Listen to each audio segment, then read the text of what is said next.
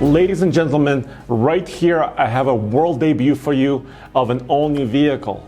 It is the 2022 Volkswagen Taos, and it's the smallest crossover, all-wheel drive crossover that VW is planning to sell right here in the United States.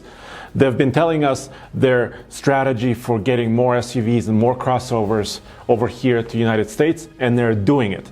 In this video, I'm going to tell you everything we know, all the specs, configurations, sizing, engines, transmissions, everything we know so far, and you can actually see exactly what it looks like for yourself. Think of the Taos as a Tiguan shrunken down a little bit with Atlas Cross Sport styling, or potentially if you have liked the VW Golf in the past, the little hatchback, think of it as a slightly bigger Golf with all-wheel drive that sits a little bit taller because it is a crossover. So first of all, what's with the name, the Taos? Well, partially what it means to me is there's a city in New Mexico that's about 5 hours away from Colorado where we are at, which is a little nice town in the mountains, and it has a ski resort nearby. So it's kind of difficult to get to, but if you get there, it's amazing. So hopefully a lot of VW Taos owners will actually drive to Taos and go skiing in this beautiful little town. So, okay, that's just a side note. So first of all, it's about 9.3 inches shorter than the Tiguan. So if you can imagine the current compact crossover, which is the Tiguan that fights up against the likes of the Toyota RAV4 and the Honda CR-V. This is smaller than that, so it does not compete against those guys. It competes more against the likes of the Honda HR-V and vehicles like the Kia Seltos, the Nissan Rogue Sport or Nissan Kicks, Subaru Crosstrek, and maybe even the Chevy Trailblazer. And it will be probably priced very competitively against that set of competitors. So it's a small, they're not calling it a subcompact, but it's in a small size in a compact segment. It has only one engine option. It is a 1.5 liter turbocharged 4-cylinder, and it produces 158 horsepower and 184 pound-feet of torque. It's almost the same engine, but not quite as you currently will find in the VW Jetta sedan. That engine that's currently in the Jetta is a little bit smaller, 1.4 liter. So what VW has done is they enlarged this engine slightly by boring out the cylinders, a little bit more volume, a little bit more torque, and hopefully we don't have fuel efficiency ratings yet, but they're saying that it's going to have good fuel efficiency and of course good power. Two choices for powertrains: front-wheel drive with an 8-speed automatic transmission. So if you don't need 4-wheel drive, you can have that with an 8-speed.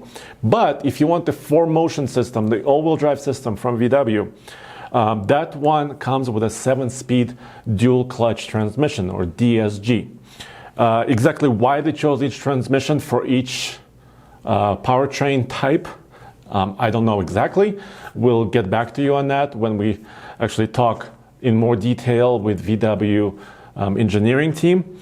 But suffice it to say that the front-wheel drive version of the Taos will compete against those small subcompact crossovers that are only front-wheel drive, and of course the all-wheel drive just adds additional capability to the whole thing.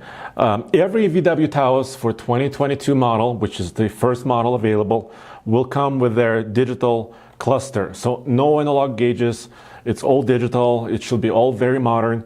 This Taos, the VW Taos, goes on sale in the summer of 2021. So it's about, 7 or 8 months away, potentially. So by then, Taos probably won't have any skiing, but you can still go there and go to New Mexico and visit. Also, the latest infotainment system is available, Apple CarPlay, Android Auto. LED headlights are on the top trim levels, which they call the SEL. IQ Drive safety suite of available technologies are there. This includes forward collision warning with autonomous braking, blind spot monitoring, lane keep assist, adaptive cruise control with stop and go, travel assist, high beam control, park distance control.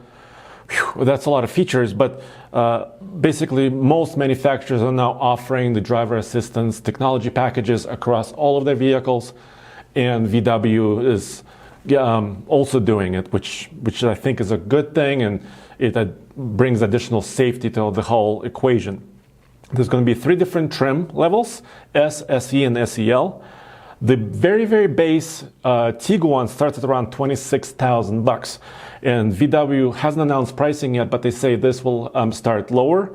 Our guess here at TFL, we think it's going to be low $20,000 range, because it does have to compete at that low affordable segment against all of the competitors out there.